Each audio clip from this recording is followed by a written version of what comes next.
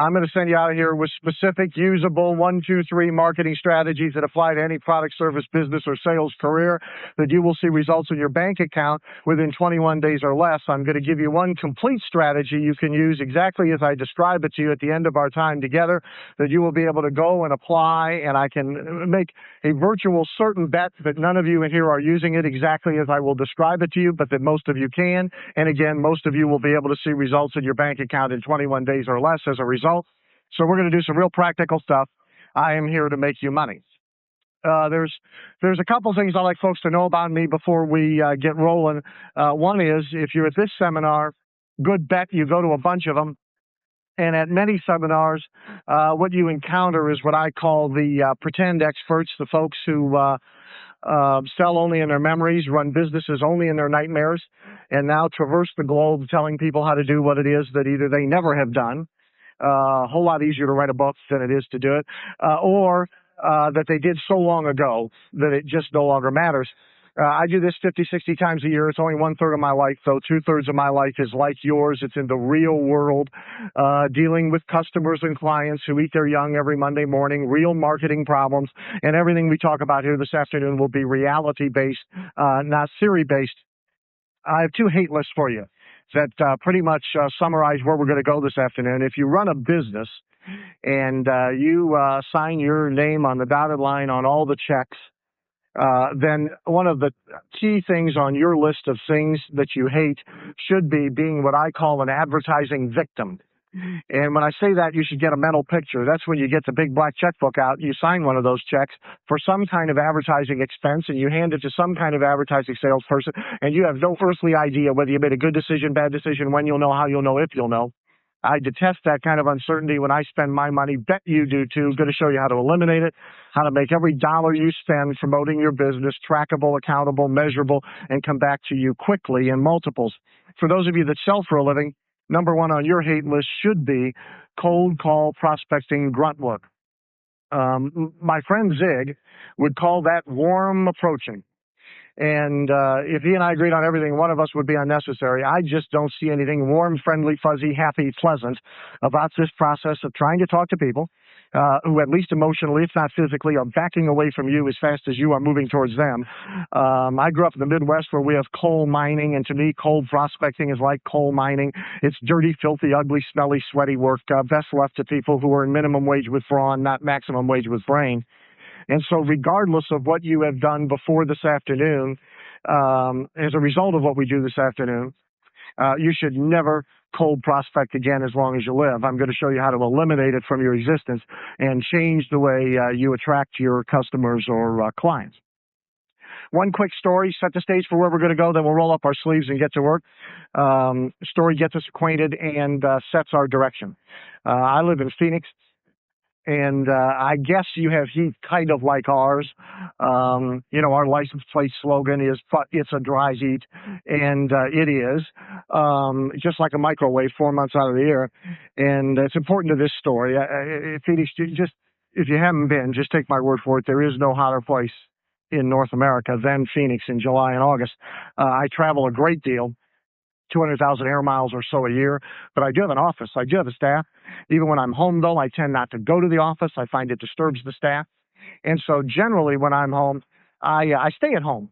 And one of the things I do is I catch up on consulting calls with my clients on the phone. And so several Julys ago, I'm home alone, weekday afternoon, everybody's out of the house. I've got the house to myself. I'm at the kitchen counter. I've got a pitcher of iced tea. I've got a client on the speakerphone.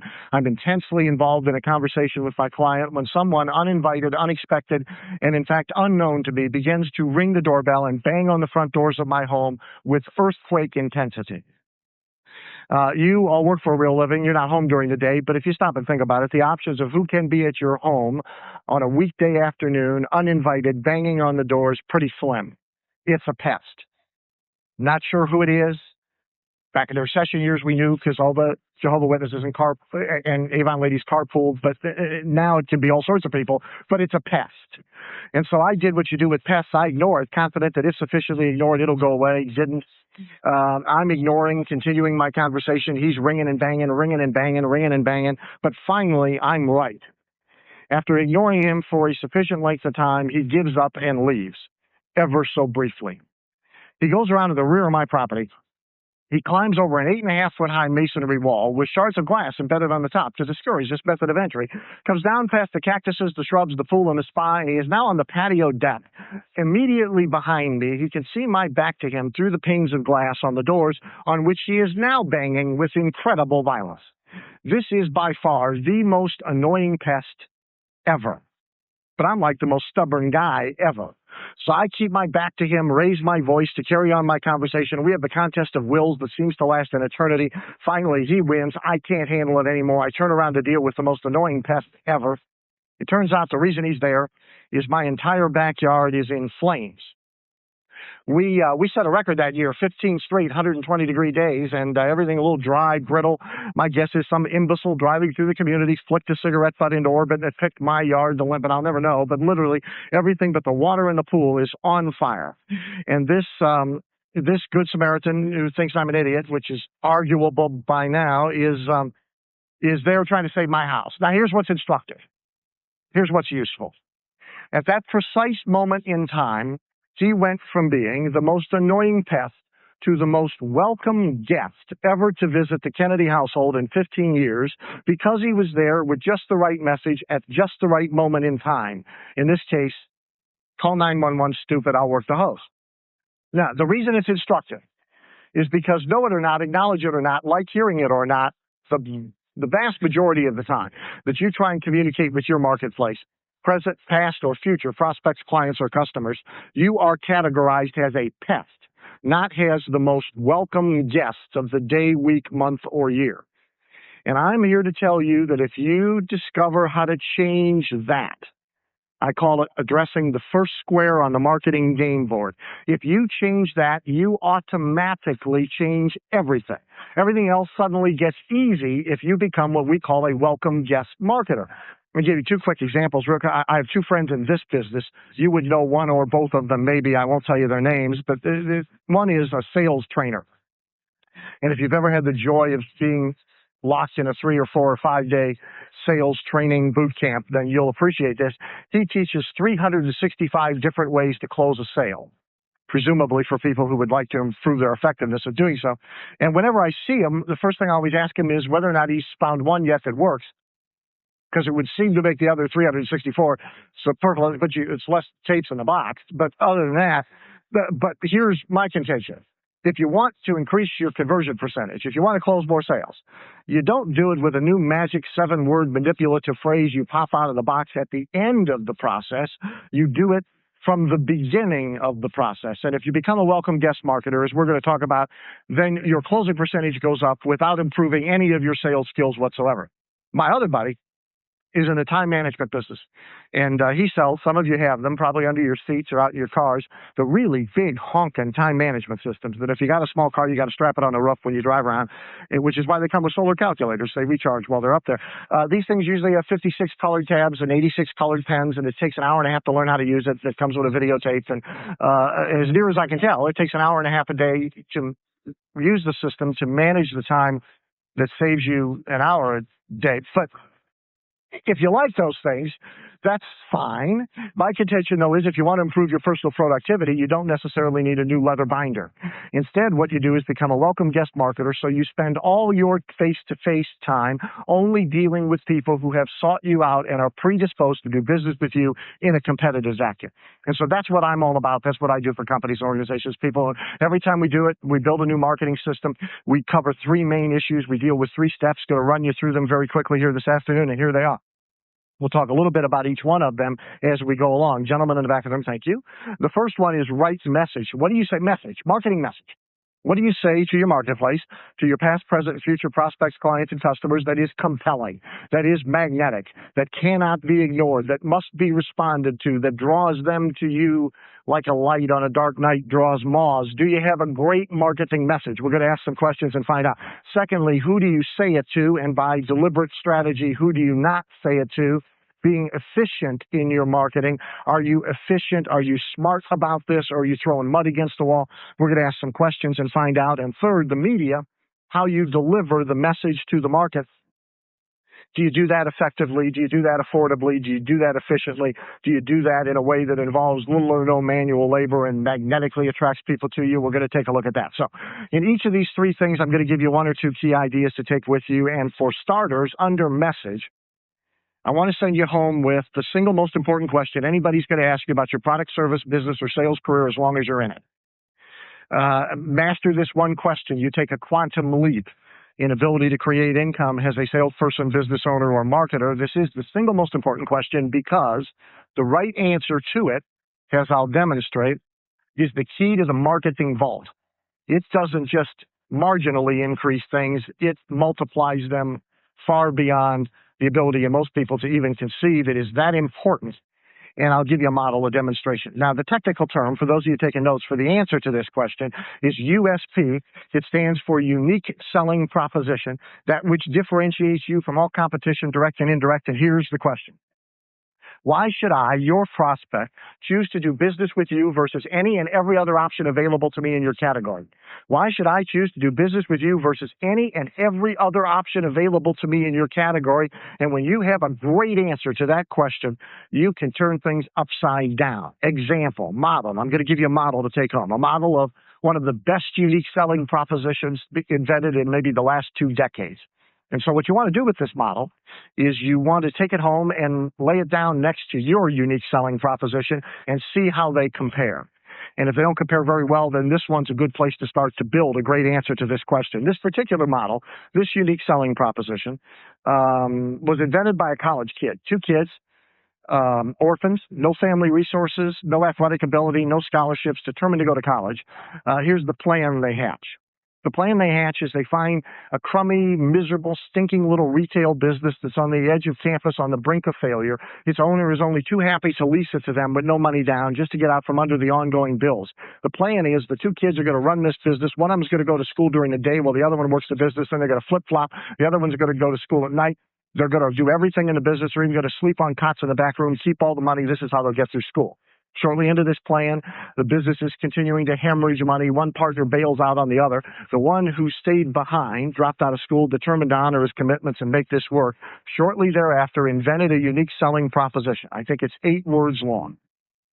And on the strength of his unique selling proposition, he not only almost immediately turned a failing business into a successful business, but he multiplied it. Pretty soon he had multiple outlets. He dominated his city, he dominated his state, he dominated North America, and in under 5 years, according to Fortune magazine, he became one of the 1,000 wealthiest citizens on the planet, all thanks to his 8-word unique selling proposition.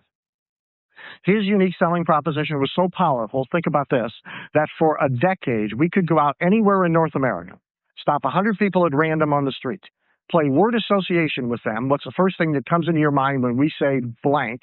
Give them the generic equivalent of his business, and 80 or more of the 100, the first thing on the tip of their mind, first thing on the tip of their tongue was the proprietary brand name of his business and what a good job he did.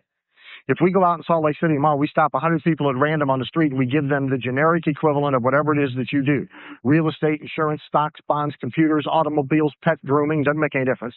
And 80 of the 100 instantly respond by telling us about you by name and what a great job you do, what your market share is going to look like. That's called marketplace dominance. That's what this kid got. He turned his entire industry upside down, had everybody chasing him for 10 years trying to catch up. You can do it too with the lever of a great answer to this question, a powerful, unique selling proposition.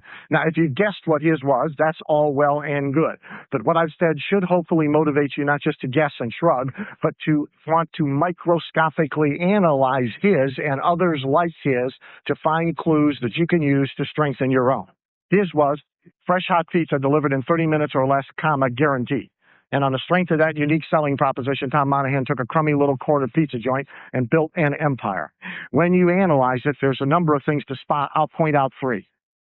1, how narrowly he defined his position in the marketplace. Tom didn't try and be all things to all people.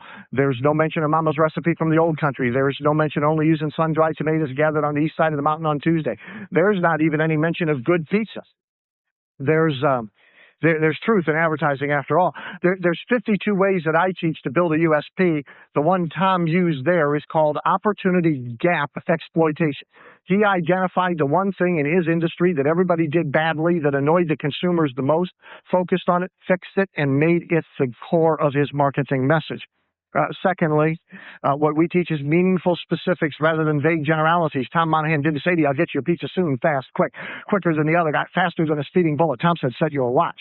It'll be there in precisely 30 minutes or less. We call that gutsy, accountable marketing. Very few marketers, very few business owners are ever willing to do it for obvious reasons. Those who do gain incredible leverage in the marketplace, and there's case history after case history after case history to support it. Third, a guarantee. Tom took all three of those things and a number of other things we don't have time to analyze and knit them together in this tight, concise little statement called a unique selling proposition, the foundation of his entire marketing message, and it gave him the leverage to turn one little business into a global empire. You may not want a global empire, but you may like the leverage. So the first thing to take home, the first little homework assignment is to go home and think about, why should I do business with you versus any and every other option available to me in your category? How's your answer? How's your marketing message? Now, second, let's assume we figure all that out. Let's assume we got a great marketing message at its core is a great unique selling proposition. We're excited about getting it out to the marketplace. It's so good, we're ready to spend money getting it out to the marketplace. Here's the next challenge. World's greatest marketing message is no better than the world's worst marketing message if it's shouted at deaf ears. We do this a lot. Most people are not any more sophisticated about marketing their businesses, products, or services than they were 2 decades ago. In fact, here's the level of sophistication that most of us unfortunately settle for. Print up brochures, a lot of them. Stuff them in a big burlap sack. Rent a plane. Fly low. Lean out, shake sack, hope. We can do better. And here's why we can do better. For good or bad, and it's a debate that has nothing to do with us marketers, privacy in America is dead. It's gone, buried, forget it. The database world, the world of lists, the world of demographics, psychographics, the world of target marketing knows more about you than your mother. And so if you say to me, here's what target marketing is all about. Target marketing is all about leveraging resources. Great marketing message. Now we want to leverage our resources. It's matching the message with only high probability prospects. And here's why and how it can be done. If you say to me, my perfect prospect is a one-legged midget with an industrial engineering degree between the ages of 35 and 52. He's got 3 kids, 2 dogs, 1 television set. He bowls in a league on Wednesday night, and he drives a Chevy Impala that's between 4 and 6 years old and has primer paint on the left front fender. We can get a list of them in your zip code. Not going to be a very big list, but we can get a list. And it begs the issue of high probability prospecting, target marketing, using your resources only to reach the people who are perfectly matched with what it is that you have to offer. So when we start to talk about target marketing, we're going to spend about 5 minutes. And if you know nothing else about target marketing, you'll instantly understand the first thing on the list. There's about 15 ways to do target marketing. If you're a business-to-business marketer, you do it technically different than if you're a consumer marketer, but conceptually it's the same. Here are the top 5 ways to target market if you're a consumer marketer, and you'll understand the first one if you understand nothing else about target marketing. The first one on the list is basic geographic target marketing. And just about everybody gets it, and pretty much just about everybody does it. That's where you get a map, take the kid's crayon, styrofoam cup, put the cup over your house, your store, your factory, your place of business, take the crayon, draw a circle around the cup, take the cup away. That's my target market. That's valid, but it is dangerous and wasteful in its simplicity. And so what I want to do with these 5, 6, 7 minutes, I want to at least get you intrigued enough with target marketing that you'll go do the research necessary, which 90% of it can be done for free and 90% of it's a do-it-yourself project, take you less than a day, in order to become a much more sophisticated, precise target marketer in your particular business. So let me tell you why you want to be more sophisticated than geographic. I'm in my office one day and I get a phone call. Now, you should know I'm never in my office, and when I'm there, I never take incoming calls for reasons that'll become obvious in a second. But somehow this day, this guy gets through to me on the phone. He says, look, I've been to 3 of your seminars. I got your complete marketing system. Most recently, we've been doing a marketing campaign for our company. We followed the examples in your system. We've been doing direct mail. We followed your examples perfectly, and we are getting 0 response. This is not a good call. This is why I don't take incoming calls. But somehow I'm on the phone. So you got to ask questions. Turns out this guy owns the largest carpet cleaning company in Phoenix where I live. I said, okay, where did you send all the mail that didn't get results? He said, we picked a few neighborhoods real close to the plant so it'd be easy for the guys in the trucks to take care of the customers. Geographic marketing. I said, okay, what can you tell me about the people who live there? He said, they live close to the plant. I had that. I was moving on to what's called demographics and psychographics. Big words, simple concepts, fascinating when you know how to use them. Demographics are statistical information about groups of people because birds of a feather really do flock together. Demographics are like head of household occupation, income, do they have kids, not have kids, that sort of thing. Psychographics are even more interesting, excuse me, because they're predictive of buying behavior.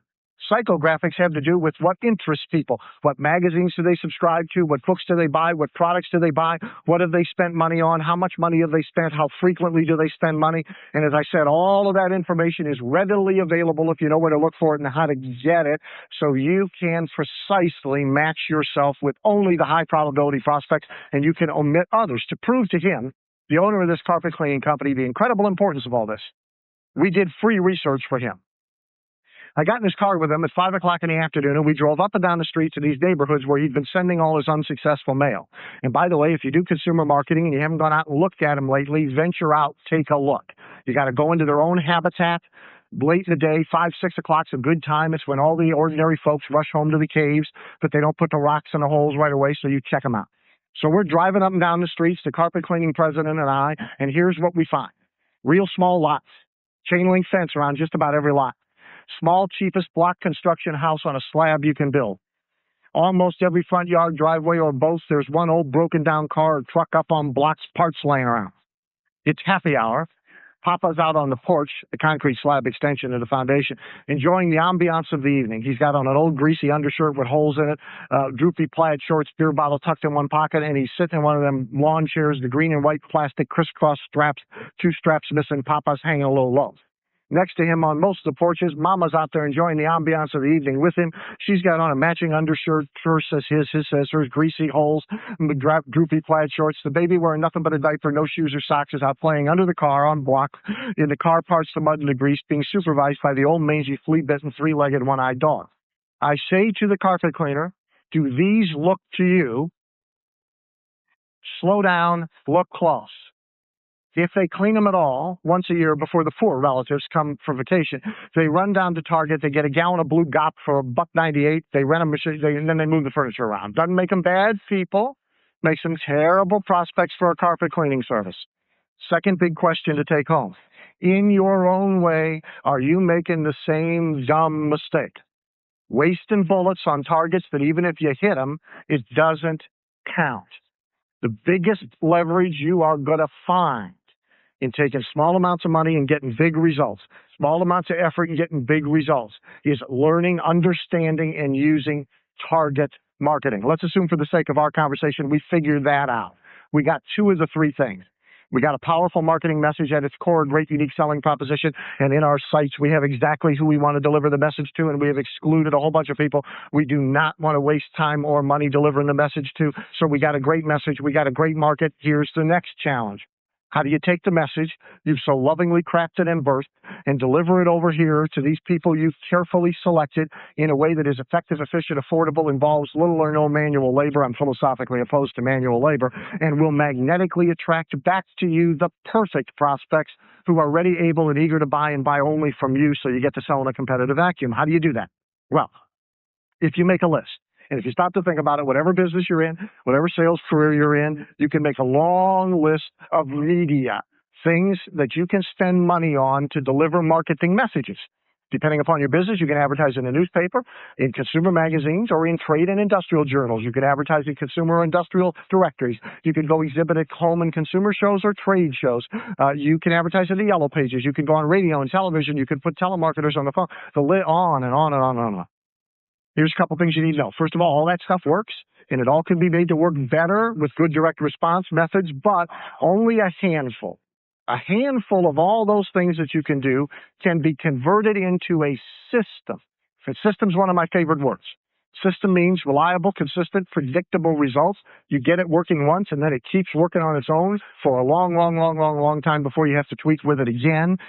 We need marketing systems. And the example I'm going to show you of a marketing system is so predictable, so reliable, so consistent that you go to bed at night when you have this working for you, knowing, not hoping, wishing, not even praying, but knowing within a small acceptable range of variance how many good prospects, customers, or clients are going to come to you by noon the next day, every single day for as long as you use the system. And it's like a thermometer. You could even turn it up or down to get more or less any time of the week, month, or year that you want them. It's that scientific. So I'm going to show you one example of one marketing system.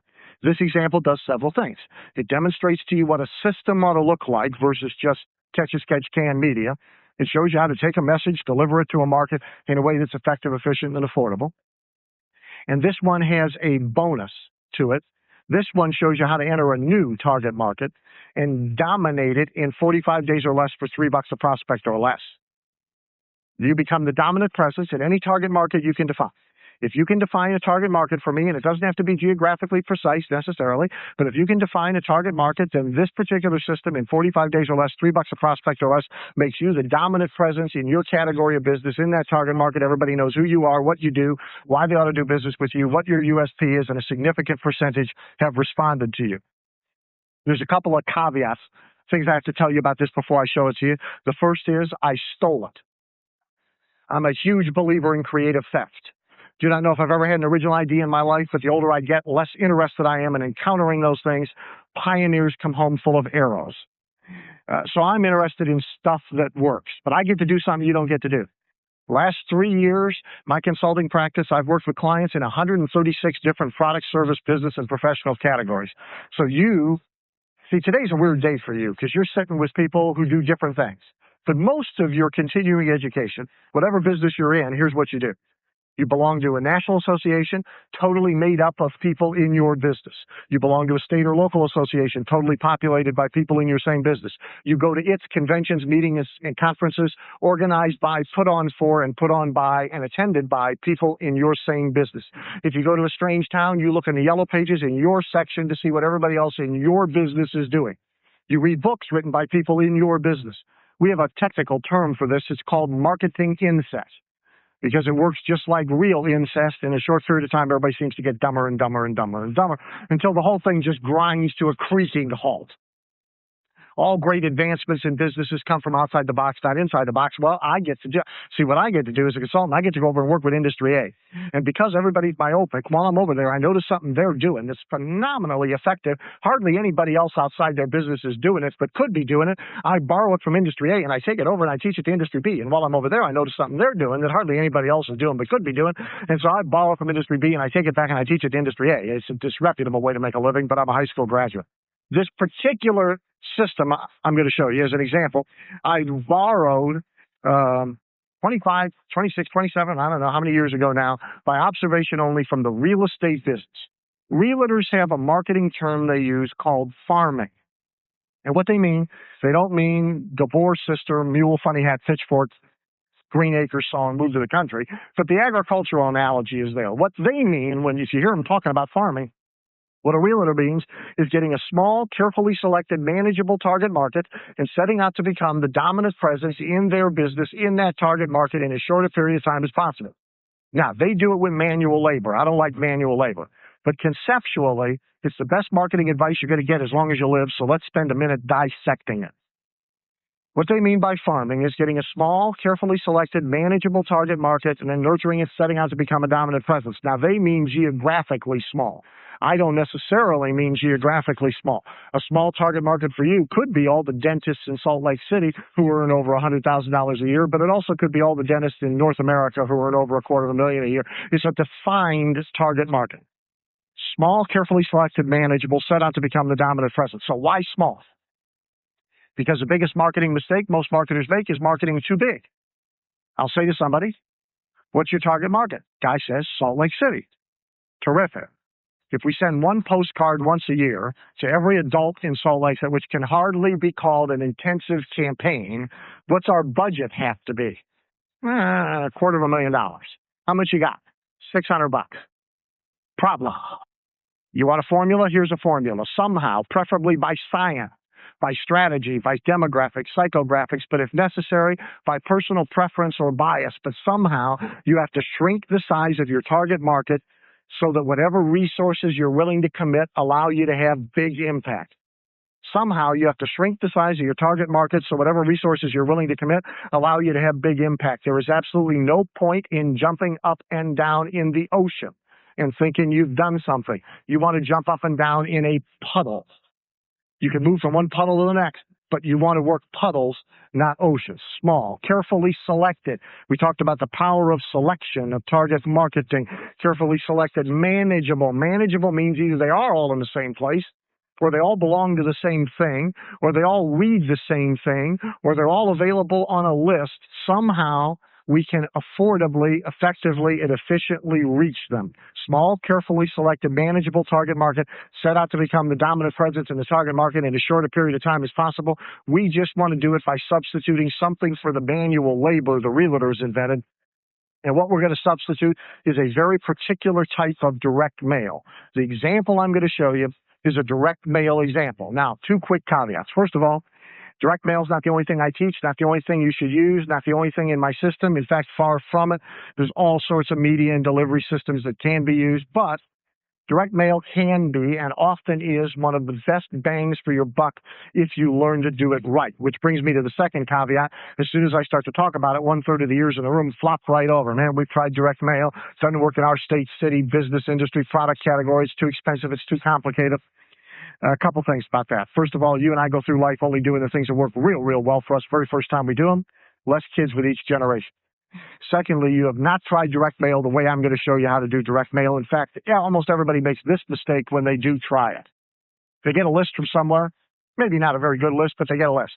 So they print up something, they send it to the list, and almost no matter what happens, ugly, bad, good, they never mail to those same people again, or if they do, it's 3, 6, 8 months later by accident, they send them the same stuff they sent them the first time. Save your money. Never do one-shot mail. Let me explain to you why that can't work. Here's how people do not live. The last thing Harvey says to Marge when he leaves the house in the morning is not, "Marge, I want you to stay home. Don't go to work. Don't take the kids to school. Don't go to the grocery store. Do not leave this house. Do not leave the foyer. Stay right here in the foyer with your nose pressed against the window, watching for the mailman. When the mailman arrives, I want you to hustle your buns out to the mailbox and get the mail before somebody gets it, a bird snatches it, it catches on fire, it gets wet. Get it back in the house. Guard it until I get home. Together we will open the mail.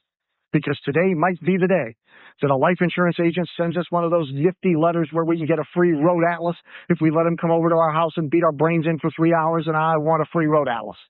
This is not how people live their lives. And what makes people think they can print up one crummy goldenrod flyer, send it out one time, and get some stampede of response? It's a mystery to me. The thing doesn't even nick them on the way by. They don't even feel the breeze. If you want secrets, secret to advertising, secret to marketing, secret to direct mail in specific, secret to both impact and response. If you want impact, if you want response, you must have repetition. The two are inextricably linked. One does not happen without the other, but you cannot do Madison Avenue kind of repetition. You can't afford the time or the money. You need a guerrilla warfare kind of repetition, and that's what I'm going to show you here with this example, an example of one type of marketing system, but certainly a very good one, that in any target market you can define, in 45 days or less, for $3 a prospect or less, with no manual labor, penetrates that market and makes you the dominant presence in that market using a particular type of direct mail. Now, I'm going to show you one example from one business. Got to quickly convince you you can move the example to any business. And it doesn't matter. It doesn't matter whether you sell big ticket items, small ticket items. Doesn't matter whether you sell to the corporate CEO in the boardroom or mom and pop at home in the kitchen. Doesn't matter whether you go to them, they come to you. Doesn't matter whether you sell tangibles, intangibles, consumable products or services. None of that matters. Let me quickly try and prove it to you. These are a few letters about what I'm going to show you. Across my desk recently. This is from an insurance agent. He says, I targeted 500 business owner prospects. 174 of them called us to set up appointments. This is the only way I'm prospecting now. I would think so. This is a computer software company. They sell only to the Fortune 1000. Your system's the most profitable thing we've done to get new business in 12 years. This is an automobile salesman. I'm amazed. I sold 11 cars last month in referrals brought into an event by past customers, all thanks to your mailing system, and we sent to only about 100 customers. 100 customers, 11 cars. This is a certified financial planner. I went from $13,000 a month to $42,000 a month in fees and commissions, all in a 1-month jump, thanks to your system. This is a children's clothing store owner. We doubled business last year, even though a big factory closed in our town. This is an Amway Diamond Direct. We never thought direct mail would work for us, but in 1 month, we've dominated the neighborhood, et cetera, et cetera, et cetera. I got hundreds of them I could read you. So whatever business you're in, the model moves. The example I'm going to show you comes from the restaurant industry. I use it in all my seminars for 2 reasons. One, if you had an arena full of restaurant owners, and I'll swear it won't work. Restaurant owners don't do, still 7 restaurants that I know of, but restaurant owners pretty much don't do direct mail. And if they do anything, they do Valpak. You know, the thing you go through, find Baskin Robbins, throw everything else out. Secondly, I got to do a speaker set. I got to read you just a couple paragraphs of what I'm going to show you. But since I'm going to read you, we might as well have a little fun. This is kind of an fun example, but don't miss the serious point of how this can take your marketing message, deliver it to a chosen market effectively, efficiently, and affordably, and magnetically bring you ready-to-buy customers or clients, dominate a market 45 days or less. So this is letter number 1 to a geodemographically selected list for an Italian restaurant. In real life, where the square is, there's a photograph of the owner of the restaurant. The headline says, a confidential letter to the husband of the house from Giorgio, the romance director of Giorgio's Italian Grotto. I'll read you just 2 paragraphs. Dear husband, women are different than we are. Your loving wife needs, wants, and deserves special attention maybe more often than you think to give it to her. You are busy, preoccupied with work, aggravated with that dum-dum you have to deal with every day at the office. Tired. Who has the time or the energy to even think about romance? 2/3 of all marriages end in divorce, and the number 1 reason given by divorcing women, quote, he just didn't pay enough attention to me anymore. I wrote this while I was watching Oprah.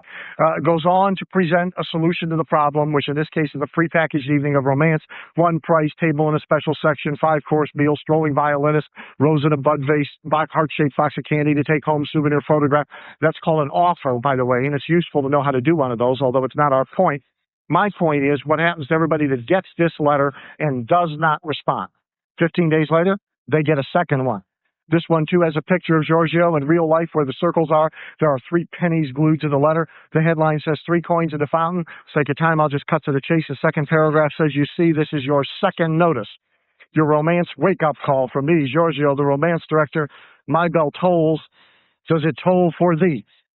This letter goes on to restate the problem, restate the solution, remake the offer, and it works and gets response. That's not what's important to our conversation. What's important is what happens to everybody gets letter number 1, letter number 2, does not respond. 10 days later, they get letter number 3.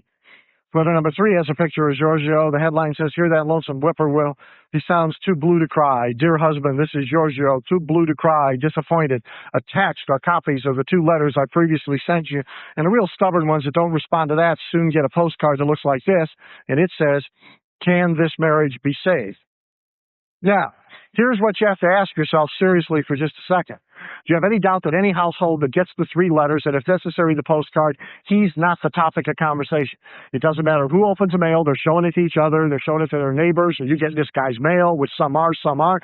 Giorgio walks into a 7-Eleven, dry cleaners in the community. People gather around him, tell him how much they enjoy getting his mail, when they got reservations at the restaurant, and ask for his autograph. For the price of 3 letters and a postcard, he is the dominant presence in his category of business in 45 days or less in his chosen target market. You can't do it more efficiently than that. Now, few people are saying, wait a minute, I sell very sophisticated stuff to very sophisticated people, never do anything like that.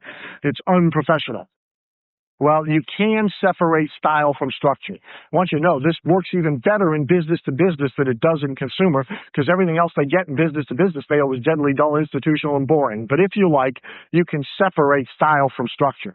What's most important is the structure. Let me show you.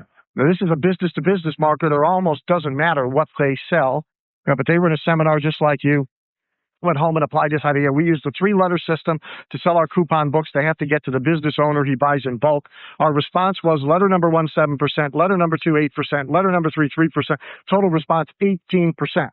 Now, there's 2 things you got to know. Number 1, nobody gets 18% response from direct mail. 1.8 maybe, but not 18. My people, but nobody else does. So what's more important? If they stopped where everybody stops with letter number one, in their case, they leave 11% behind. They don't get it. They don't know it was there to get. Maybe they have an unsuccessful instead of a successful experience. There's magic in the structure itself. I stole that too. Almost 30 years ago, in 1 year, I managed to have 2 cars repossessed and go personally and corporately bankrupt all in the same year. During that year, I got it all over with at once. During that year, I became intimately familiar with the collection industry. And I noticed a pattern that probably none of you have ever seen, so I'll describe it to you. It looks like this. First notice, second notice, third notice. They're roughly 15 days apart. There's no mystery. They're writing to you repeatedly. It's technically called linkage. Each letter refers to the previous letter. Generally, the last one has copies of everything they sent you before with final notice rubber stamps all over it, stuffed in the envelope. I saw it over and over and over again. I said, if this will get money from people who haven't got any, offering them nothing, I wonder what would happen if we tried it on people who got some and offered them something.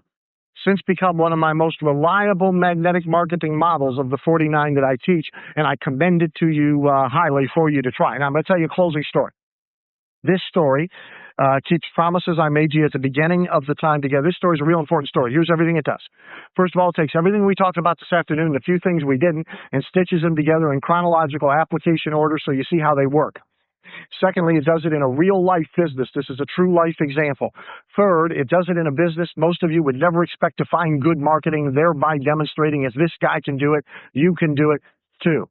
Fourth, it gives you a complete, as I promised you at the beginning of our time together, a marketing strategy, a system, step by step, that you can walk out of here and use exactly as it is described to you in this story and see results in your bank account in 21 days or less. And as a bonus, it gives you a new market, a farm, a group of prospects perfect for you, which you already have access to, but are not currently harvesting.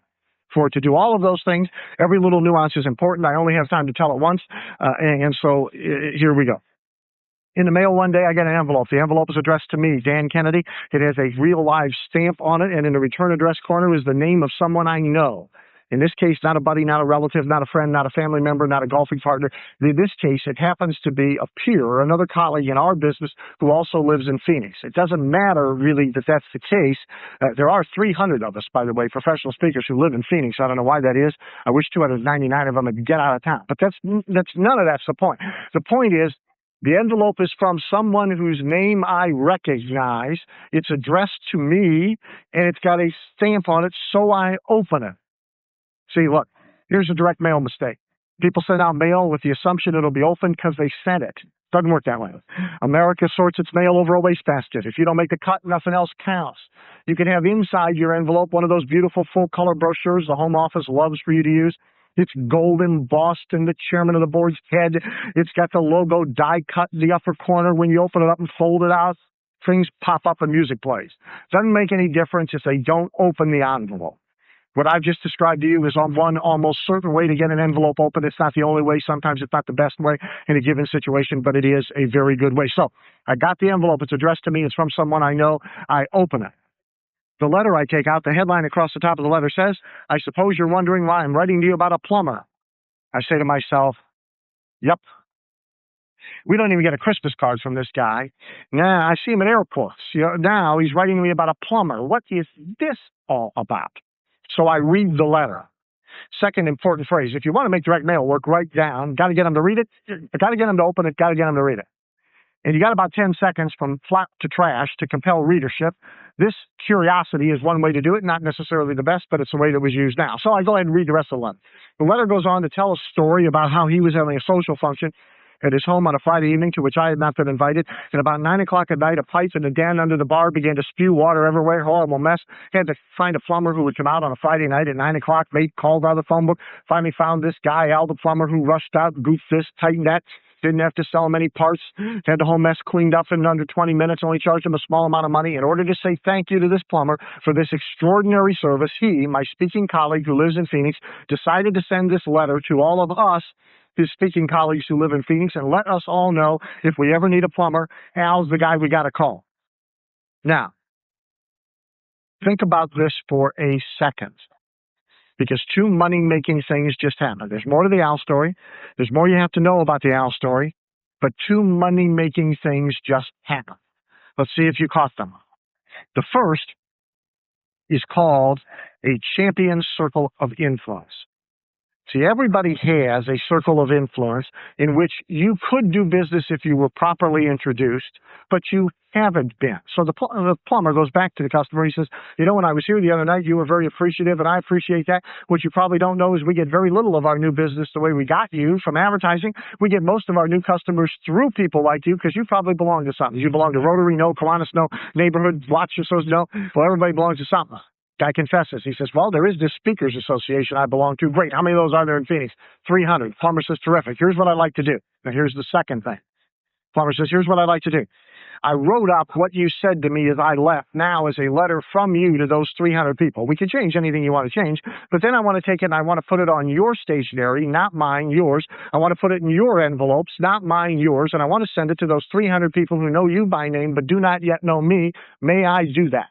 That's called an endorsed mailing to a champion circle of influence. It's the only piece of mail on the planet 100% get opened and 100% get read. So I got the envelope, I opened the envelope, I read the whole letter, and when I got all done with it, I didn't call Al the plumber. Why didn't I call Al the plumber? Yeah, I didn't need a plumber. Sure. So all that's wasted, isn't it? How many think it's not wasted?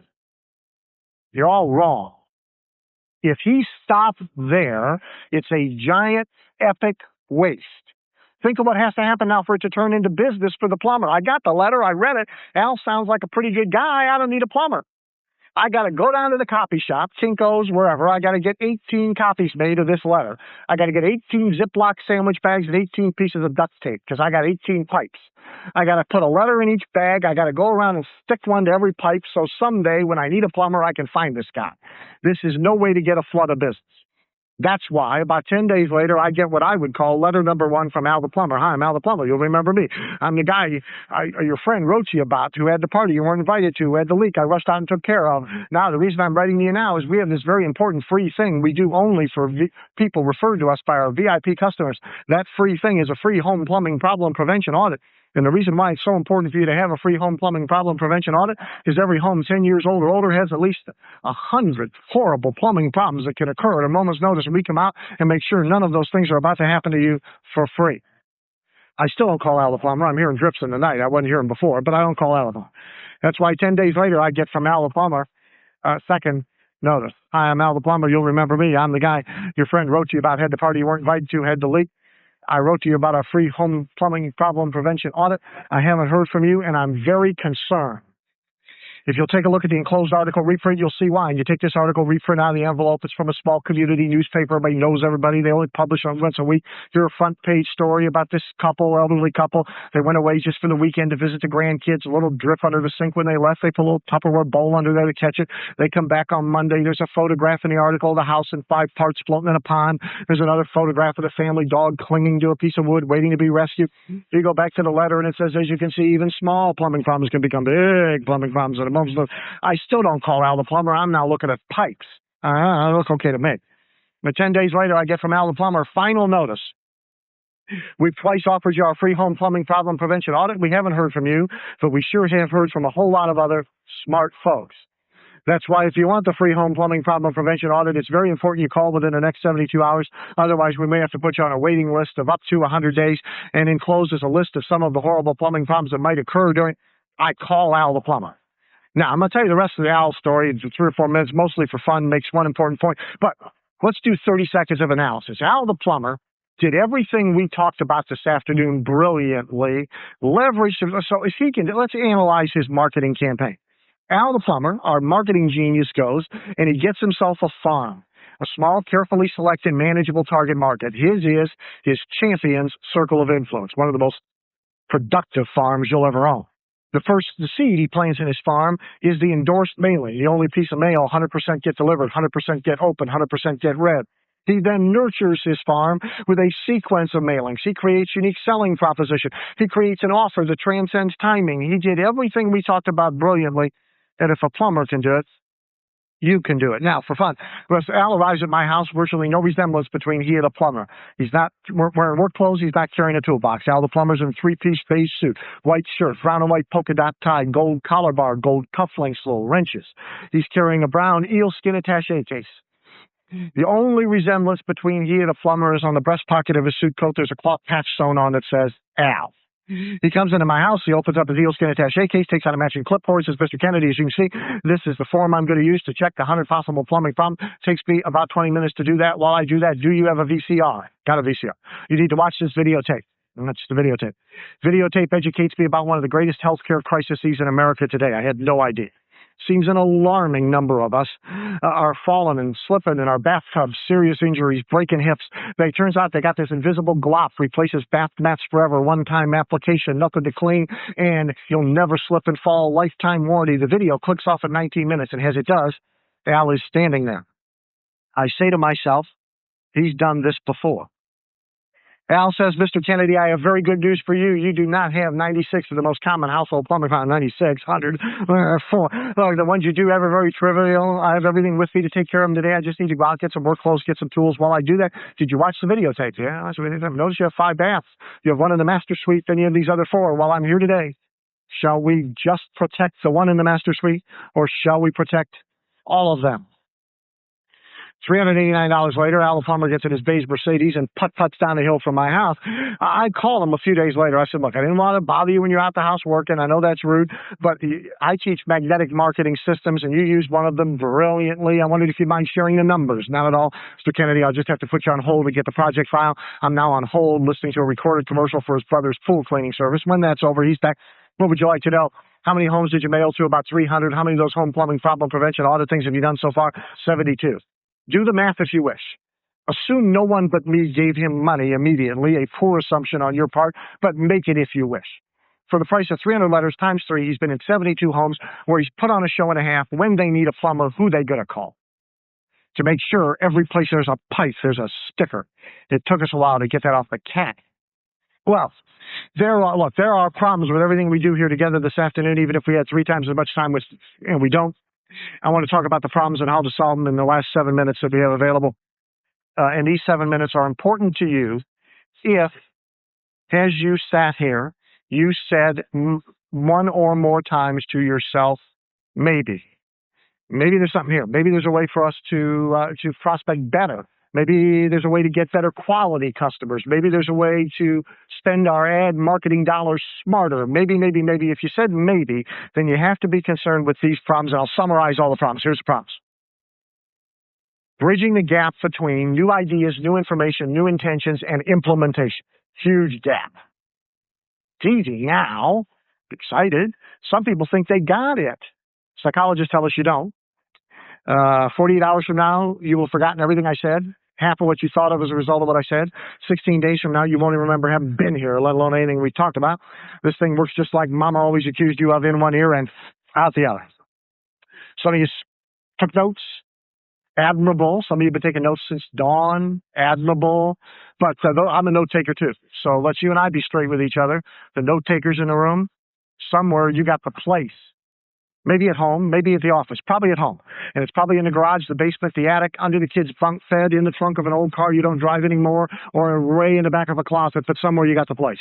The place is where all the notes from all the seminars you were at before this one have gone, and it's where all the notes from this one are going to. So who's kidding who? Hey, we're not going to bridge the gap from new ideas, new information, new intentions to implementation, to something actually happening with notes. Need tools. So I'm going to show you a few tools.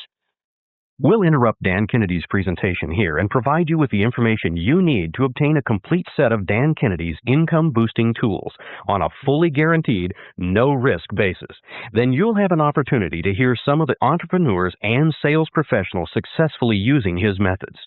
Enclosed with this tape, you should have received written details of a special offer and an acceptance form you can use to obtain Dan's materials on a 60-day trial basis. If you do not have that material, you can obtain it by calling the number on the label of this cassette tape. When you examine the acceptance form, you'll find that Dan's most popular and valuable business building program, the Magnetic Marketing System and Toolkit, is being made available to you at a substantial discount as a way of introducing you to the impact that Dan's methods and strategies can have on your income. Here's what's included. Number 1, Dan's complete magnetic marketing system, full of ready-to-use, dynamic, tested, and proven ads, postcards, coupons, sales letters, letter sequences, and other marketing tools for dozens of purposes.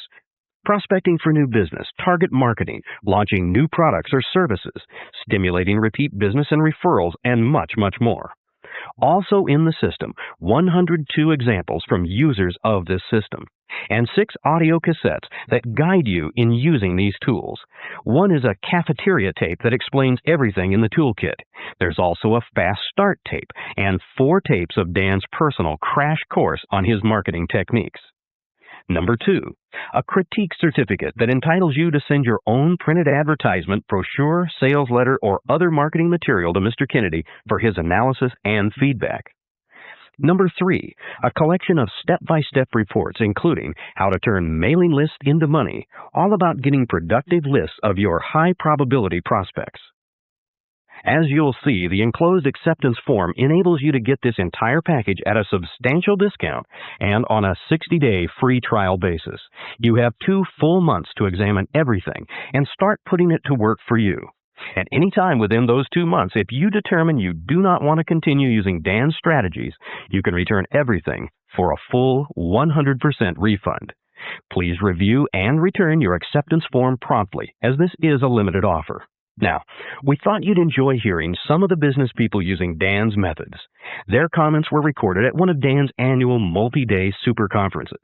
You'll also find comments from other Magnetic Marketing System users on the back side of the enclosed acceptance form.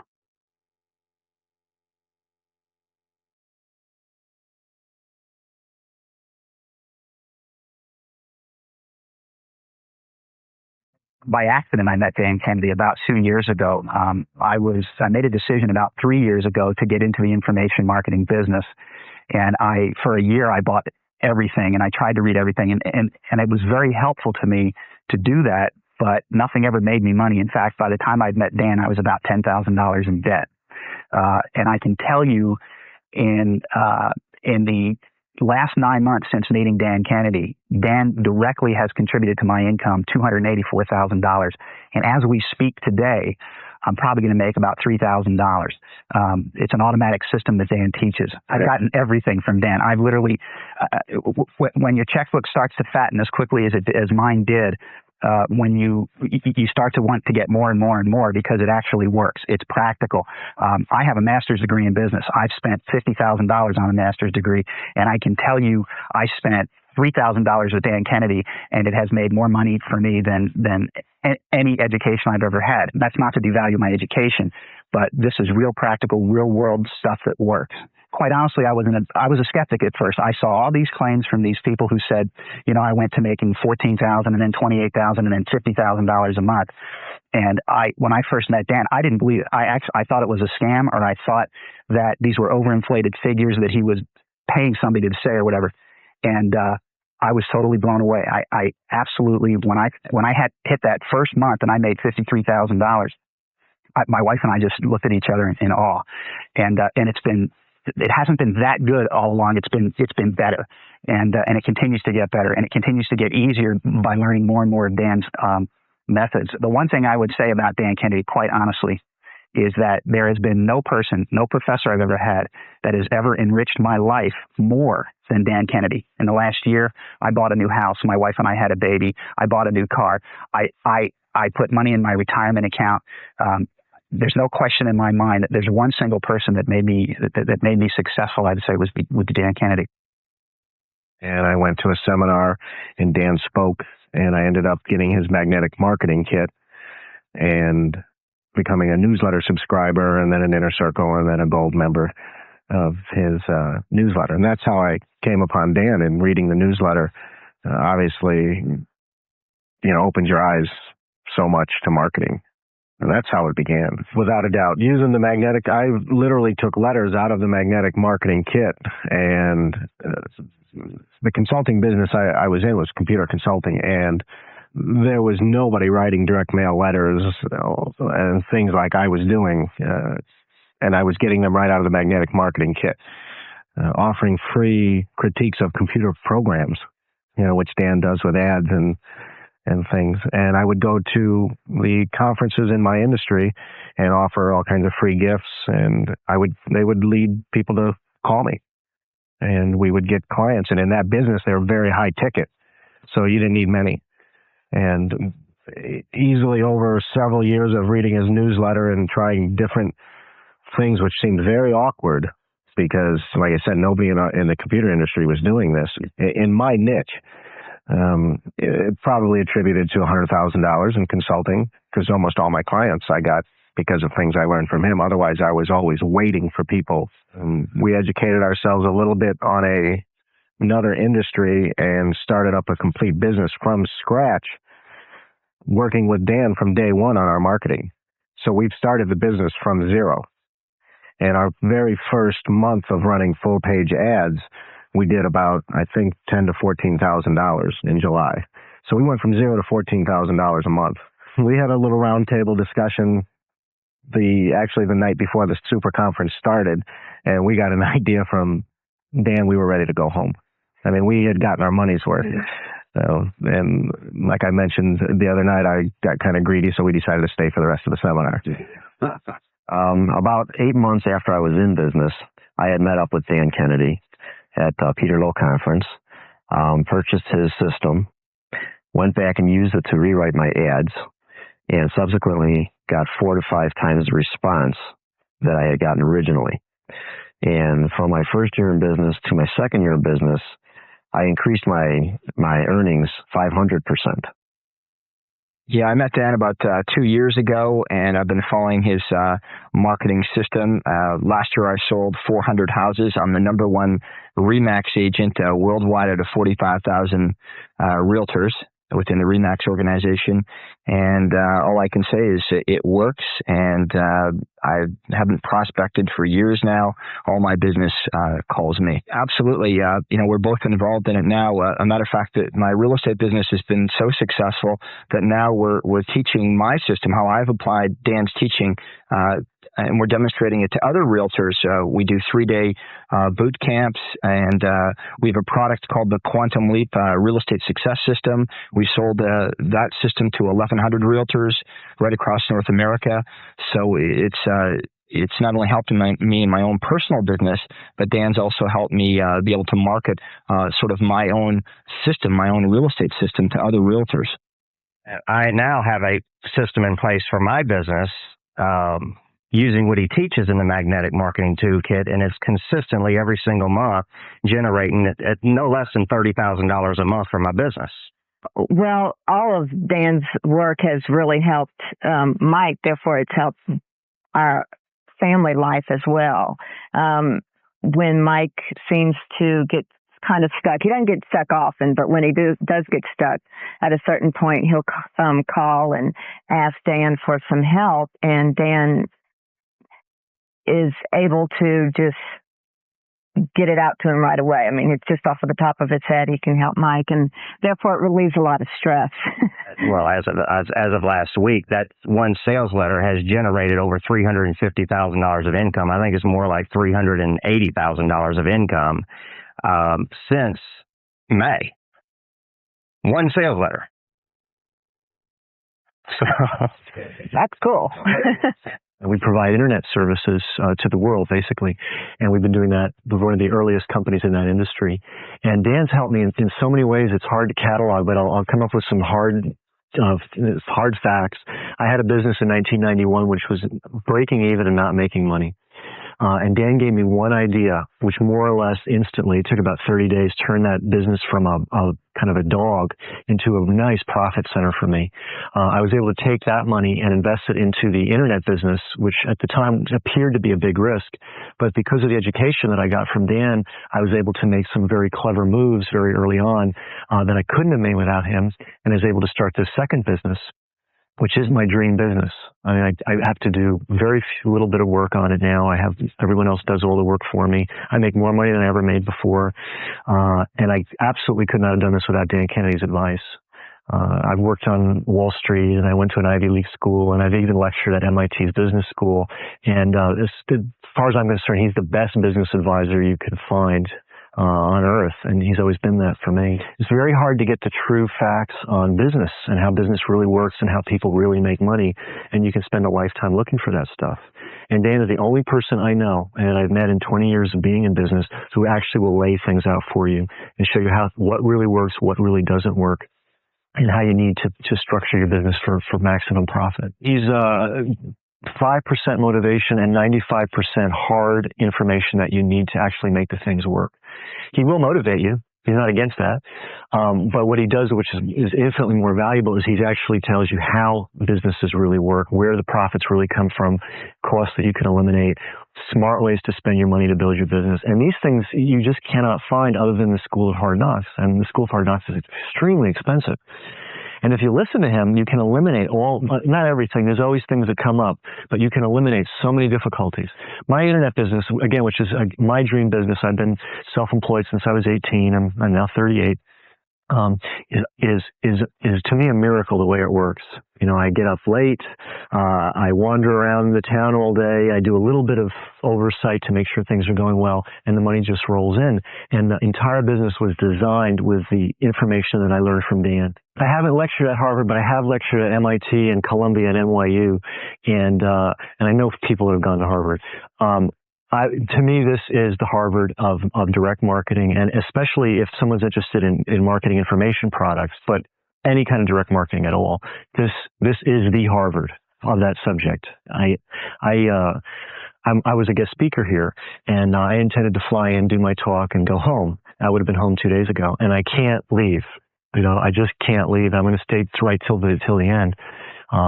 This thing is. I can't do it justice in words. All I can say is imagine working very hard at trying to learn this for 25 years, making tons of mistakes. That's one way you could do it. Or you could come to something like this and have principles that would take you maybe an entire lifetime to learn just handed to you. And here's the other key. You're in an atmosphere of people of like mind. They're all ambitious. They're all working hard at their businesses. They're creative. They have a lot of ideas. So I've closed a lot of deals here already and gotten a lot of ideas and been re-inspired. But not just through ballyhoo, you know, but actually, hey, this works, and here's how it works, and here's what we found, and here's something to avoid, and here's something to add on. One of the best things I've learned from Dan's system has to do with something called salesmanship in print. You see, I'm an engineer, and if I need to pick up the phone or go in person one-on-one to sell to someone, that's about the least attractive thing I could ever do.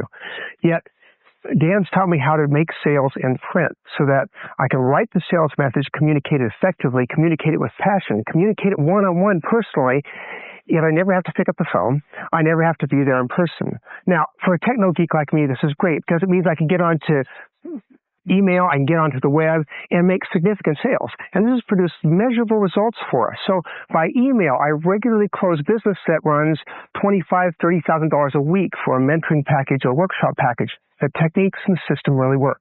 Now, see, for me, the important thing in the super conference is that it's there. It's a milestone, and I have that on my calendar. So in this case, a personal appointment with Dan for 20 minutes. So I wrote lots of copy in advance, put together a whole new program, work, because I knew I'd be here and meeting with Dan and need to communicate that. And having done my homework in advance and coming to the super conference has helped to validate and verify and found additional things we can plug in to make our new campaign that we're rolling out now even more effective. Well, I had just retired from 20 years in the ministry and found out that the retirement plan was out of this world, which meant there wasn't any.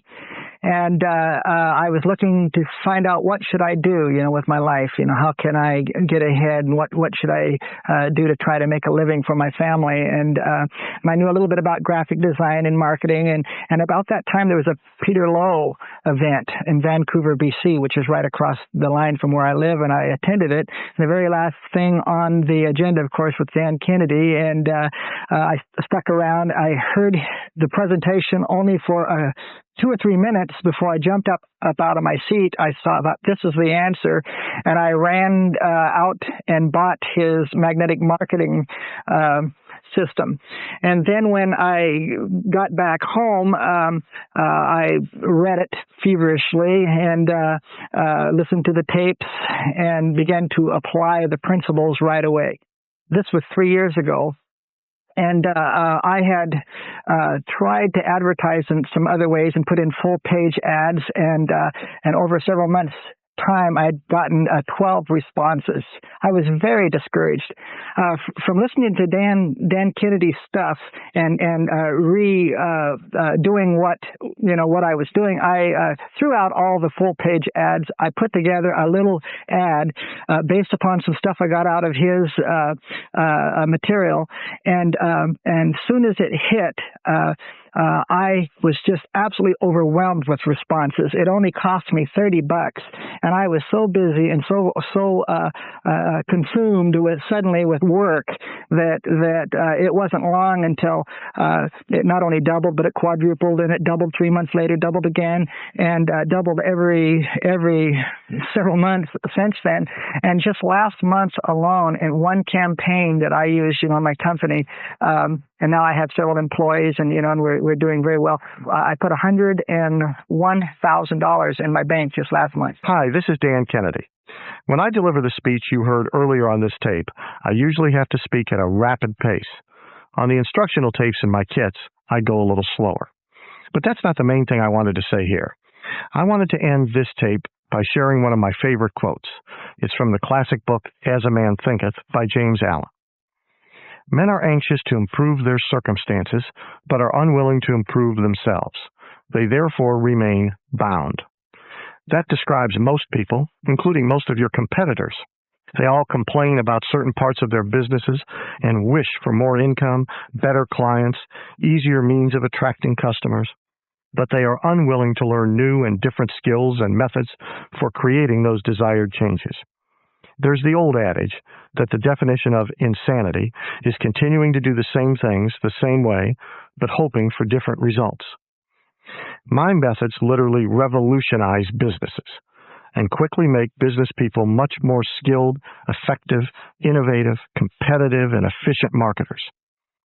If you are already thoroughly and completely happy with the way your business or sales career serves you, with your earnings, with the flow of customers coming to you, with the ease at which you obtain new business, if you are perfectly content with your business, then you should feel free to ignore everything you heard on this tape, as well as the 60-day trial offer, the opportunity to test drive my methods without risk. If you are so content, though, I have to wonder why you listened all the way to this point. So, if you are not completely happy and would like to improve some aspect of your business or sales career, your income, and how hard you work to get it, then I urge you not to come all this way, right up to the point of decision, only to turn your back on this guaranteed opportunity. I cannot be fairer in inviting you to try me out free of risk. And I remind you, things don't change unless you change things. My tools can equip you to create whatever change you like in your business. After 20 years of coaching business owners and salespeople in these transformational strategies, I can assure you that you are working too hard to make your living without this information.